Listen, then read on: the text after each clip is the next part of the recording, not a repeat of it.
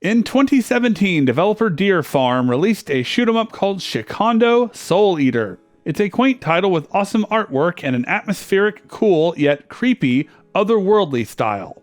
And I missed it.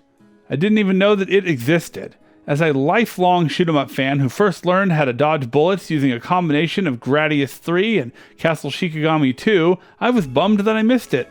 Well, fortunately for me, I have received a second chance by discovering Shikhondo, Youkai Rampage, which is an expansion and retooling of the original game that updates it by adding new modes, retooling the shot types and bullet patterns, and bringing some quality of life options, like a new layer of tiles on a temple roof.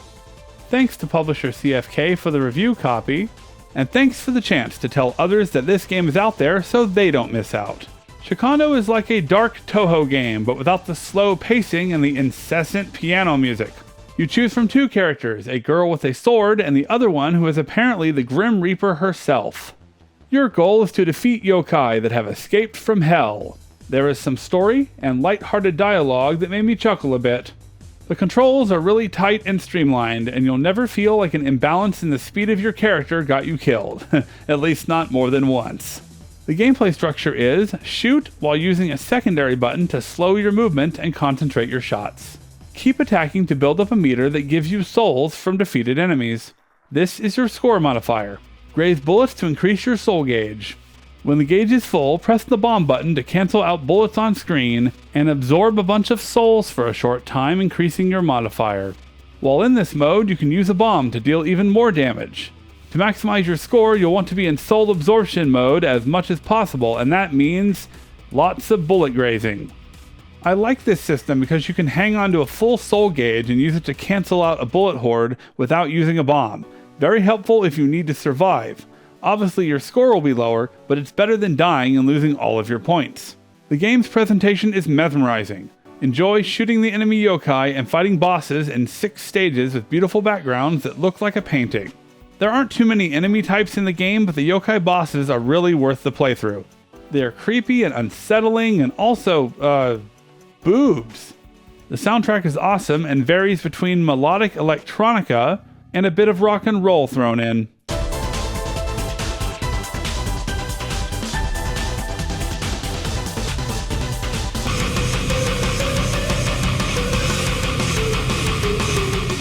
The final stage is oddly soothing.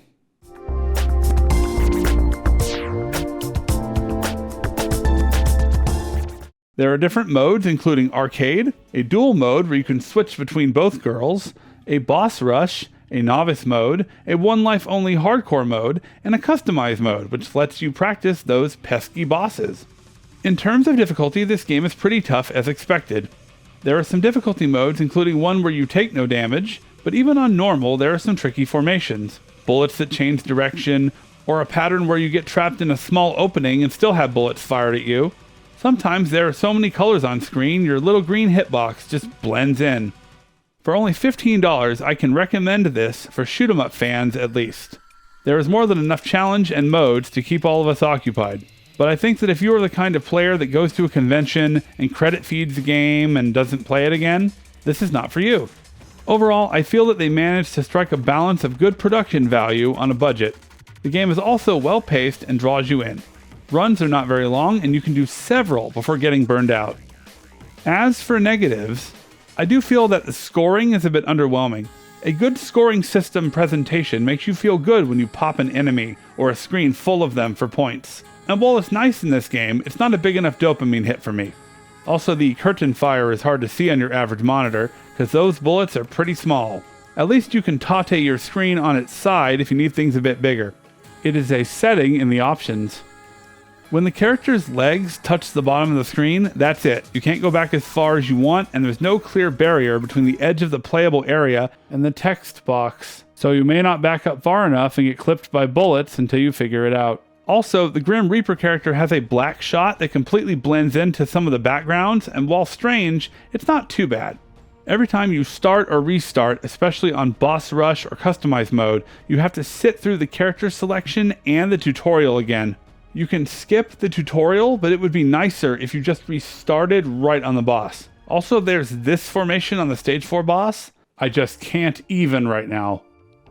In conclusion, Shikhondo, Youkai Rampage is a fantastic addition to your shmup library that I am still going to try to single credit even after this review. It looks good, plays great, and despite some crazy hard bullet patterns, it has a fantastic balance of style and substance that is really missing from games these days. Pick this one up if you like yourself a shmup. This is Dan T of Twisted Banana Productions going back in for one more run.